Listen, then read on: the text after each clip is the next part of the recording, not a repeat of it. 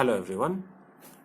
In the last class, we have discussed up to an extent of the digestive system, that is up to pancreas we have discussed. So today we'll be discussing what happens after digestion occurs in the pancreas and then the undigested food moves on to the next part of the digestive system. So let us begin. Today we'll discuss about absorption in the small intestine. How the absorption takes place in the small intestine. So after passing through the pancreas, the digested food can now pass into the blood vessels in the walls of the small intestine. So after the food has passed through the pancreas, now the next step is it moves on to the small intestine. Now in the small intestine, as you know, it is a very long, narrow tube-like structure. So, and also we know that the walls of the small intestine, they secrete some digestive juices. So the digestive food can now pass through the blood vessels in the walls of the small intestine. So the inner walls of the small intestine have thousands of finger-like outgrowths. They are called villi or singular villus. So what is this villi? Let us see. Just by looking at the diagram, it will be very easy to understand. You can see here, inside the small intestine, we have zoomed this part. You can see there are blood vessels, tiny blood vessels. Although it is not that much of observable from the naked eye, but inside this, what is that there are some finger-like projections. You can see finger-like structures. So these are called villi. Okay, they can again be subdivided into microvilli, smaller than that. They're very small. They help in the absorption of the nutrients. We'll come to that. So I hope you all have understood what is villi now. They are small, finger-like. They are present in the inner walls of the small intestine, not on the outer wall, inner wall. Now this villi increases the surface area for the absorption of digested food. Now, in order to digest the food properly, since the small intestine is very narrow, as we all know, so in order to increase the absorption of the digested food, it has to increase its surface area. That means, in short, if you have to say, that in order to increase the rate of absorption of the digested food, the villi-like structures are present in the inner walls of the small intestine. This villi, what it does is that it helps in greater absorption of the digested food. Before, if there are no villis present, then the absorption rate would have been a little bit slower. But due to this presence of villi, they help in increasing the surface area. And as a result of increase in the surface area, how does it increase? Because there are a lot of villis present there.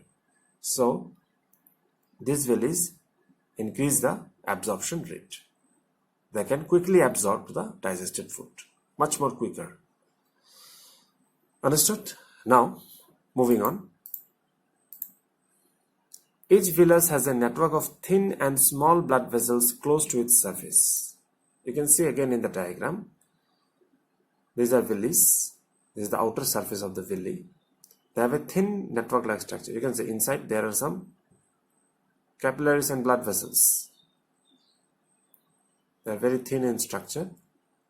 It is a network, you can see. It is interconnected. And these small blood vessels are close to the surface. This is the surface and it is close to it. What it does is that the surface of the villi absorbs the digested food material. This surface of the villi, they absorb the food materials. Then what it does is that the absorbed substances are then transported via the blood vessels.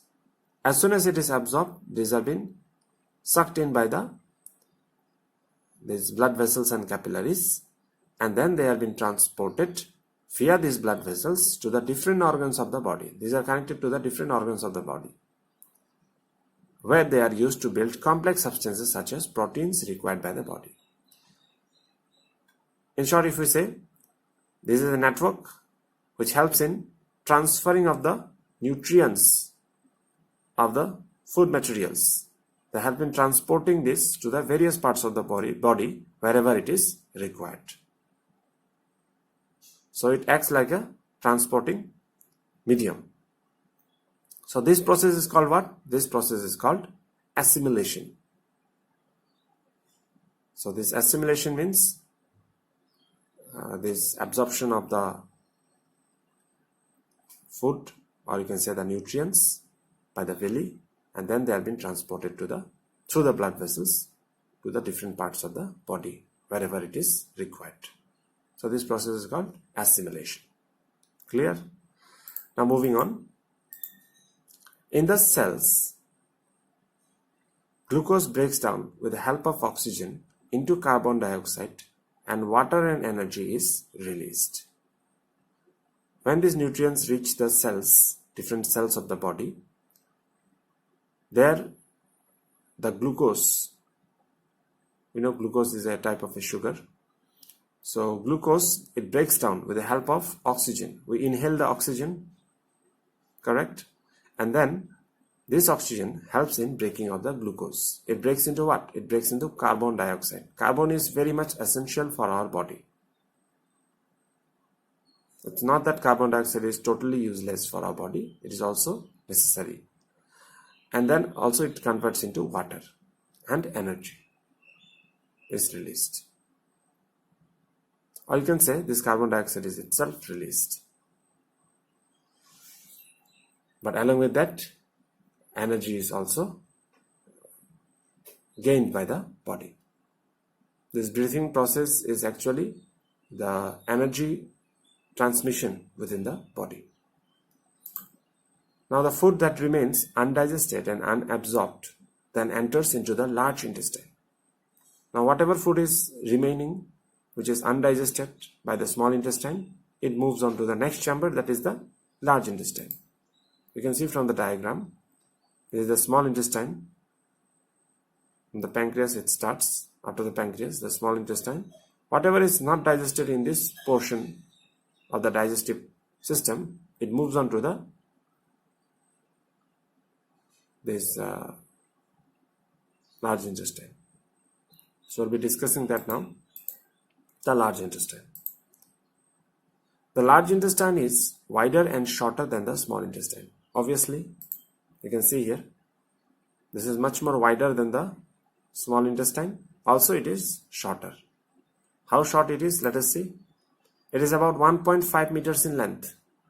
Small intestine was 7.5 meters. So it is much less than the small intestine. It is just 1.5 meters. Not much long, you can say. Now, what is its function? The main function of the large intestine is, its function is to absorb the water and some salts from the undigested food materials. We already know whatever is undigested in the small intestine, it passes to the large intestine. And then in the large intestine, from that undigested food material, the water and some salts, which is essential for the body, are being absorbed by the large intestine. It is the main function of the large intestine. Then what happens? The remaining waste passes into the rectum as remains there, you can say, as a semi-solid feces. Now what is feces? We all know the waste material that is ultimately removed through the body through the process of excretion. That is called feces. So now you know how this occurs.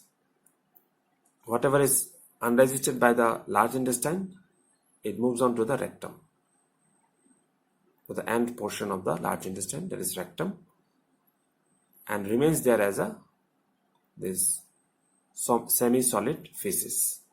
So this later on gets removed through the process of excretion. So the fecal matter is removed through the anus from time to time, and this is called egestion. We have already learned what is ingestion. Now this is the opposite of that, that is egestion. So after it reaches the rectum, we know it is removed through the opening, that is called the anus, from time to time.